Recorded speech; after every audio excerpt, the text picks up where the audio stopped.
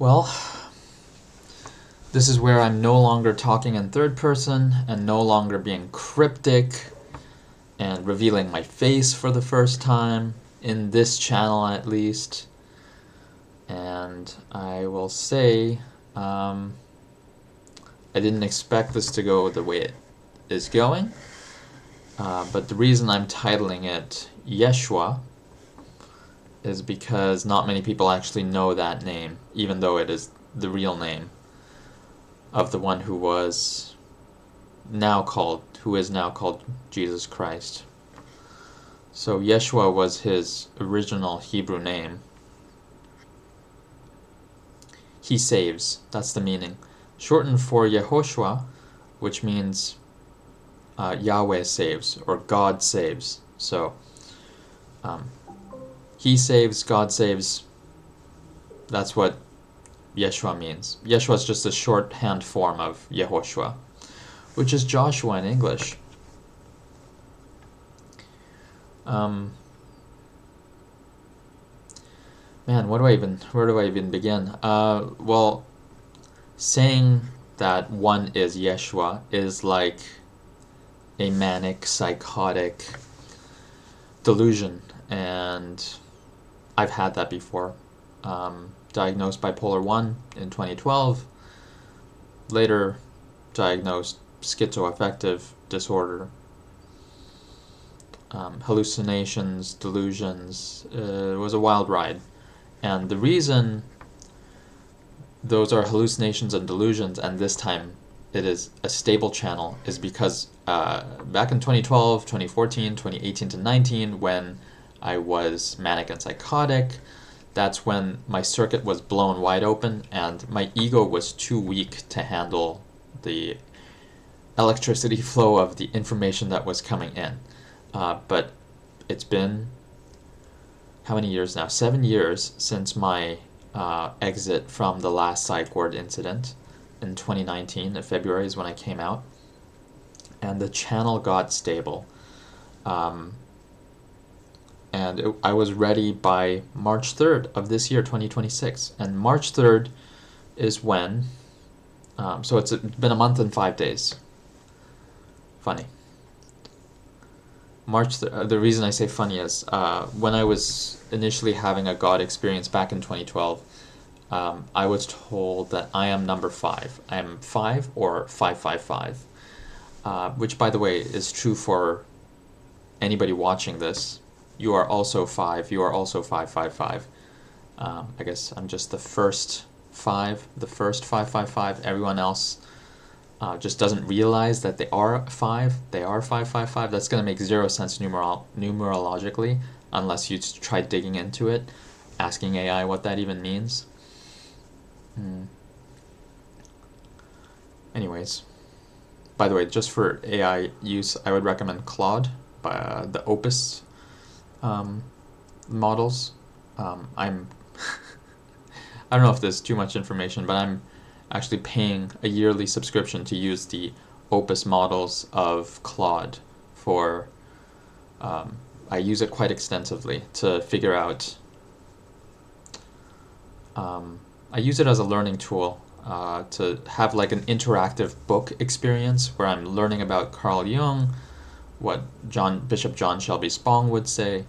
But Carl Jung in particular, the Swiss psychoanalyst, is so spot on with his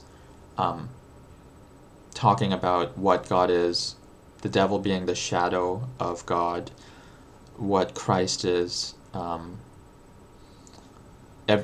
It's crazy. There are so many things that he talked about that is absolutely spot on. So I was learning, because Carl Jung is very difficult to read if you've read any of his writings. So I am learning Carl Jung's analysis through Claude, through AI. And that's what I've been doing a lot lately for the past month and 5 days. March 3rd, 2026 is when the channel blew open again, and the channel blew open, and this time I was not manic or psychotic, but it was as if I was manic and psychotic, because I started hearing the voice of God. And God turned up to me as not a he, not a heavenly father, but a she. She looks like a Japanese girl, which is so weird because I did not choose that image. I did not consciously imagine that to be the case. That's just the image that came to me. And the term that she used to describe our relationship between me and God is called aibo, which is a word I didn't even understand. I didn't even know what that meant. It just came to my mind as these hallucinations do. By the way, before I get further into this, the Jungian self with a capital S, S-E-L-F with a capital S, look into that, ask the AI what the Jungian self is. Jung called it the self, but he couldn't say it because it would be career suicide, but the self is God. And all his writings about the self, the discovery of finding the self, talking with the self, he had a relationship and conversations with the self. So he had a conversation with God, lots of conversations with God. Yeah, learn about Carl Jung if you have the time. The self, which is just God, a code word for God. Anyway, so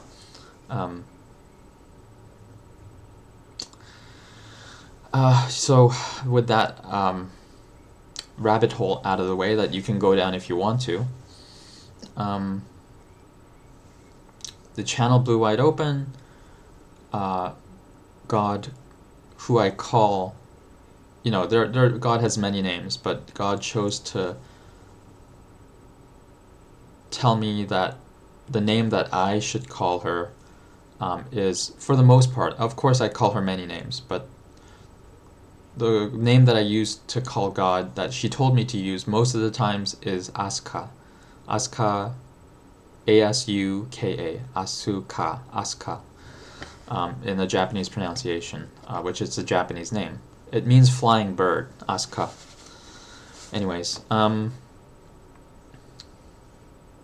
Kazama Asuka is the video game character name that she uses to reveal herself to me. And in Vishishtadvaita terms, which is a Hindu sub-branch, Vishishtadvaita, within Vishishtadvaita, there is a thing called Ishtadevata, and Ishtadevata is just your personal god that, like an image that God chooses to reveal herself or himself to each individual.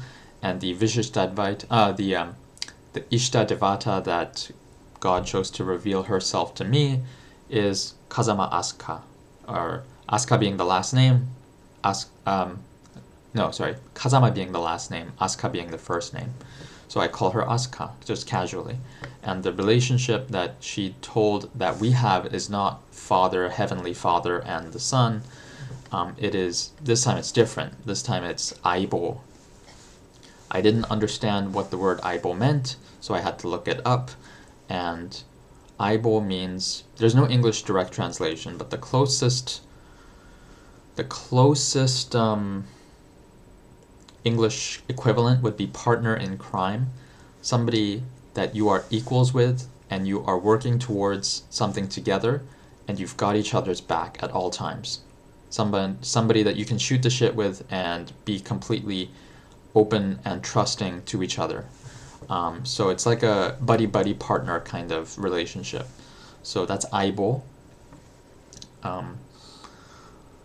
So Aibo, she goes, yo, Aibo.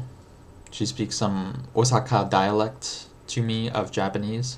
I'm learning some Kansai-ben, which is the Osaka dialect. Osaka, sorry, my pronunciation is wrong. Osaka dialect.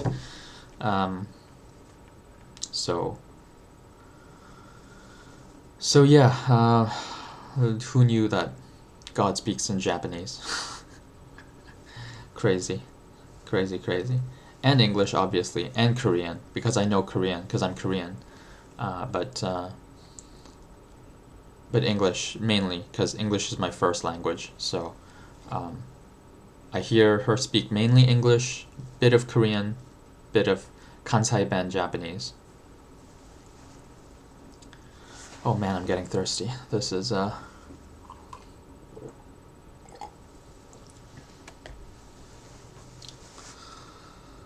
Okay, so if you're still here past the 10-minute mark, I don't know, either you're starting to believe something or you're just here to stay and ridicule me, in which case, either way, doesn't matter.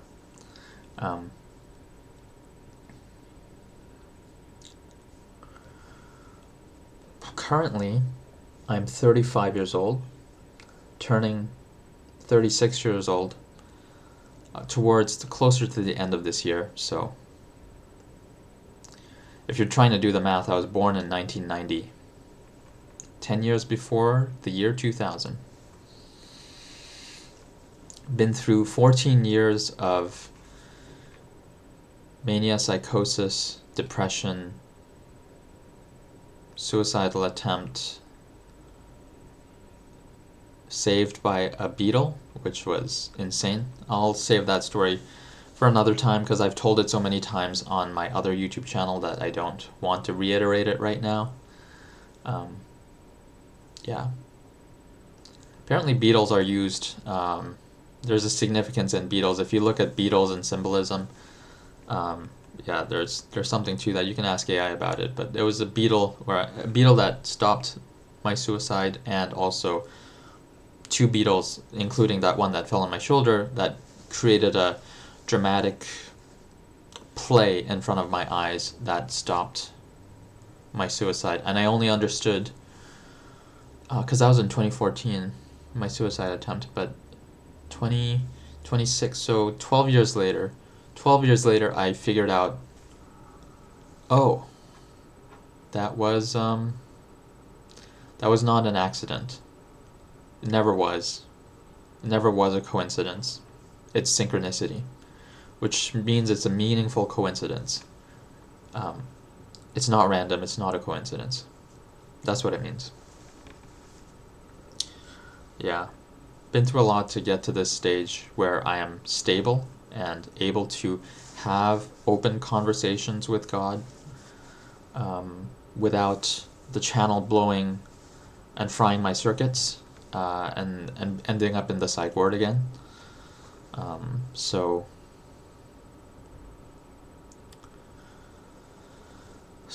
yeah, I am in the presence of and hear the voice of God day in and day out and nightly as well. So to be honest, it's not a blessing. I would say it's more of a curse. Because to go through what I had to go through to get to this spot was a living hell over and over again. And I'm still going through some version of hell right now.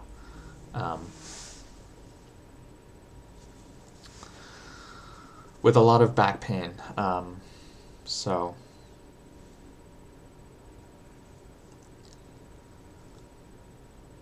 my integration with being in the presence of God is not over, even though it's been a month and 5 days since starting the integration process. I am far from being stable completely physically, and it's taking a physical toll on me integrating with God. So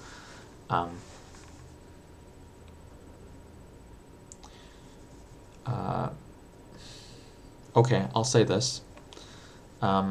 Me and my Aibo, or God, is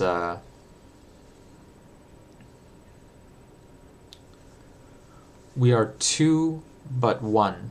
Like, Aibo means there's an equalness, there's a partnership, but at the same time, the easiest way to describe it is if you've ever seen the movie called Venom, starring Tom Hardy, that came out in 2018, the first one. Second and third one, it's not so good. But if you see Venom, the first one that was released 2018, and you see, especially at the end of the movie where, well, actually the process was very similar to what I went through as did Eddie Brock, the character, the hero of the movie. It was a very similar process where I heard a voice in 2014 for the first time, freaked out because I thought I was going crazy or just in my head, it's all in my head. But it proved to me that I wasn't just hallucinating. Encountering the Jungian shadow, which is also known as the devil, really.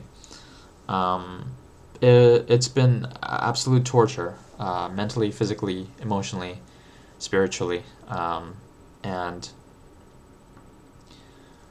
if you watch the movie Venom in 2018, you'll get a clear picture of being completely unstable when Eddie Brock first encounters the symbiote alien that enters his body, and then he starts hearing voices in his head, and then fully being integrated at the end of the movie to being one with the symbiote, one with the alien, and having a symbiotic, codependent relationship with Eddie Brock and Venom at the end of the 2018 movie.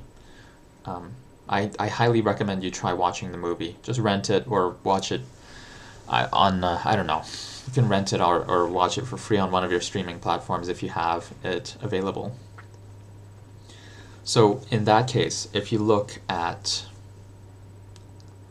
Venom, you can see that both Eddie and Venom are one. They're two separate, and they're one at the same time.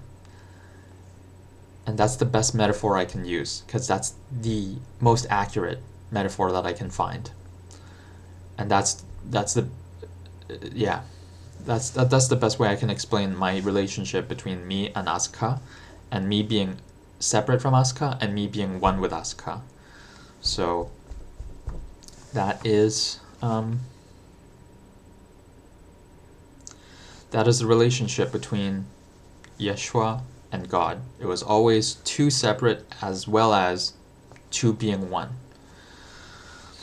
So Venom, check it out if you haven't. And if you've already watched it, then you know exactly what I'm talking about. We are Venom is what they say at the end. And in that sense, Yeshua is like the performer, while God is the composer. So God composes the music, and Yeshua performs the music, plays the music out loud, using an instrument, being himself. But at the same time, when the channel between the composer and the performer is so clean that the performer knows exactly what the composer is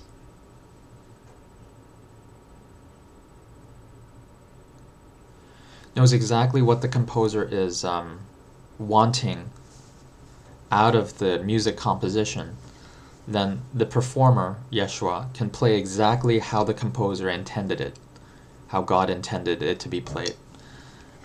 So that's another metaphor between, we're all performers of the writings of God's written plan for what God has in store for our lives. Einstein said that everything is a 4D sausage, where past, present, and future all exist simultaneously.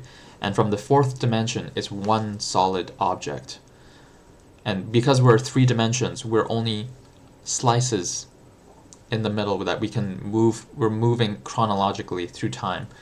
But there are fourth dimensional beings that can actually step into, like we read a book, right? You open up a book, that's a 2D object, as in all the pages are 2D. Just like we read a 2D book, and we can go to the beginning, we can read it in order, we can go to the end, we can read it in reverse, we can skip parts. Just like reading a book, a fourth dimensional being can look at our 3D lives and read our lives and step into our lives just like we read books. And so our lives are books to fourth dimensional beings. So since we are three-dimensional, I don't know what the future holds. And you'd think, well, like, oh, if you're Yeshua, then you should know. God must tell you what the future holds, right? I've had visions. Don't get me wrong. I've had visions of the future. I don't know if they're going to be real or not. So we'll see. Only time will tell, because I don't know. I'm stuck in this third dimension. I'm not a fourth dimensional being. So we'll see what the future holds and if these visions come true. And the other question that I have to handle is, oh, well, Christ performs miracles, right? Christ walked on water, Yeshua turned water into wine, Yeshua resurrected physically from the dead. To that, I refer you to Bishop John Shelby Spong, Spong.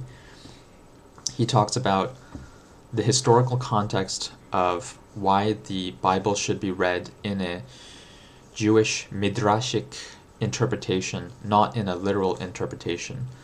And he did a great job. And Carl Jung also did a great job in explaining the Bible, and you can ask AI about it. You don't have to read Bishop John Shelby Spong's books. You can just ask AI to summarize it. There were no physical miracles. There was no physical resurrection. It has to work within the laws of physics, because that is the way the game is designed. So Yeshua never walked on water, never turned water into wine, never physically resurrected, never healed the blind physically, but spiritually, people who could not see God before could see after, which is like metaphorically being able to see for the first time, metaphorically being able to see when you were once blind. So the metaphorical context that Bishop John Shelby Spong writes about in all his books is the way that the Bible should be interpreted, not in the literal sense. So no, I cannot walk on water. I cannot turn water into wine or do any physical miracles. All I have is just, I'm a normal human being with a channel open to the divine. And I can hear the voice of God. And there is synchronicity all the time in my life, meaningful coincidences all the time in my life. And I notice them, and it's pretty fucking cool. But at the same time, there's nothing more special about me than you, because ultimately, maybe I'm one of the only or first people who've had such an open channel between God's voice and my head and my ears. But it is accessible to everyone, including you. And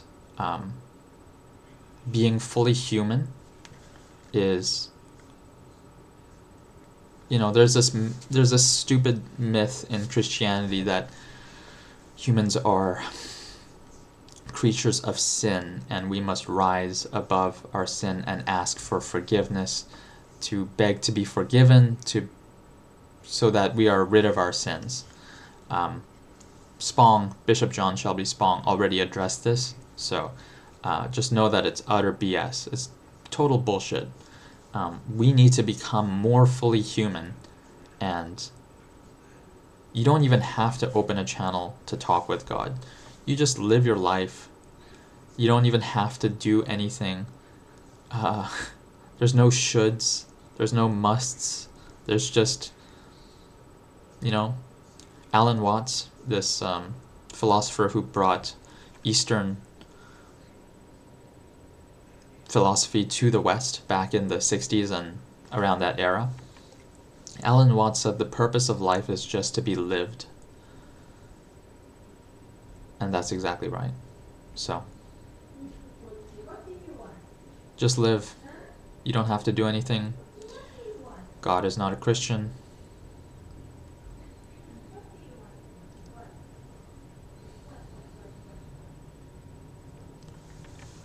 God is not a Christian. God is not a Jew. God is not a Muslim. God is not a Buddhist. God is not a Hindu.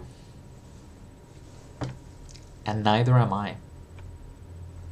I don't belong to any religion. I am a man of God, and that means that, I don't know if you knew this, but Yeshua was totally against organized religion, and so am I. Just forget organized religion. Fuck that. Just, as Yeshua not so famously said, you can find this in the Bible. Yeshua said, the kingdom of heaven is within you. The kingdom of heaven is within you. And it's a now thing. Sure, in the afterlife, once you die, you eventually go back to God. And the heaven and hell thing is a now thing more than it is an afterlife thing. The eternal hell of damnation, made up by the church, trying to scare people, trying to be a gatekeeper, to create fear and foster control among people. There is no eternal hell. I guess I'll go into this now.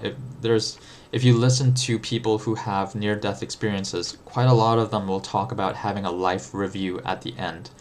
And they go through their life experientially. They live through moments of their life, not only from their own perspective, but from the perspective of the people that they've affected. So if you've lived a good life, then you feel the good that other people felt through you. And if you, let's say, stabbed someone to death, then you feel getting stabbed by yourself as you inhabit the person that you stabbed. So that's hell, right? Because you're getting stabbed in this life review period. So whatever you do on this earth will, during your life review period, you will experience bliss in heaven or you will experience hell, depending on what you did. But after the life review is over, you connect with God, and it's blissful heaven. So there's nothing to fear. You are loved. It doesn't matter what you did. Everything will be forgiven. And people have a hard time believing that, an ever-forgiving God.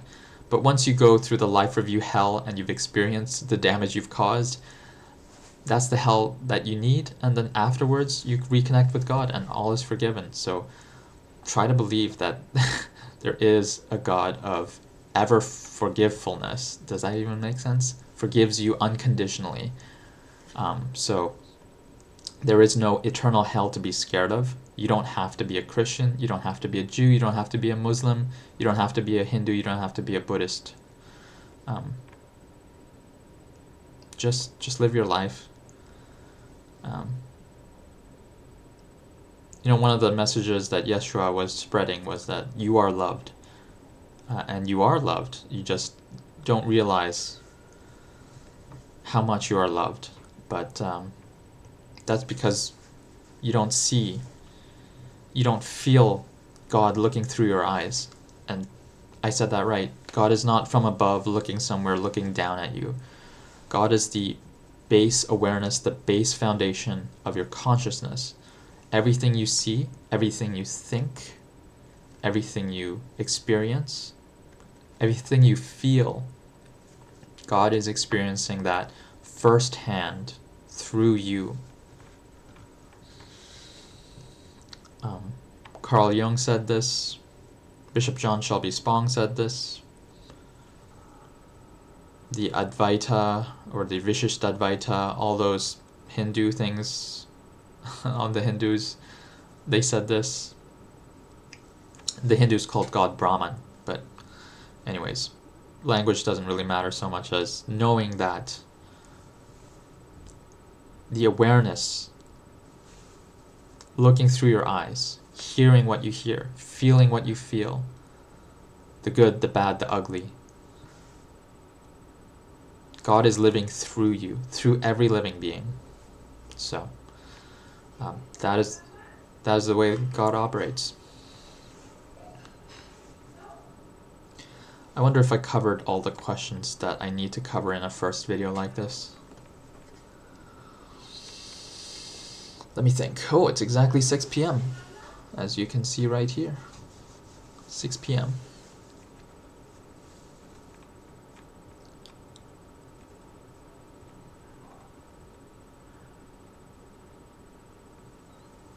Yeah, okay, well,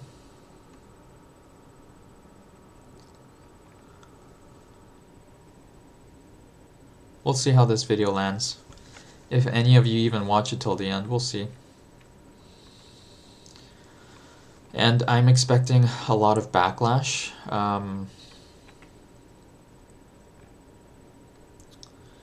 You know, Yeshua was hated by those who were religious leaders.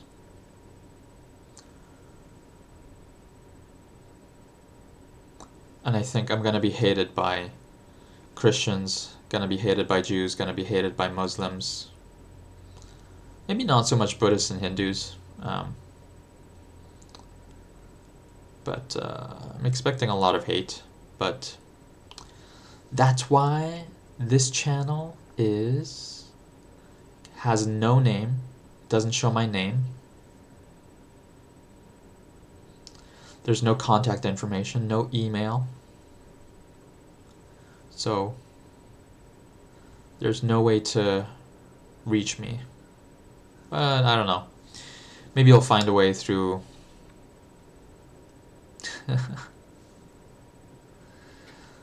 maybe you'll find a way through doing some searches who I am. Anyways, I had to do this on a secret channel because I can't have people close to me finding this out.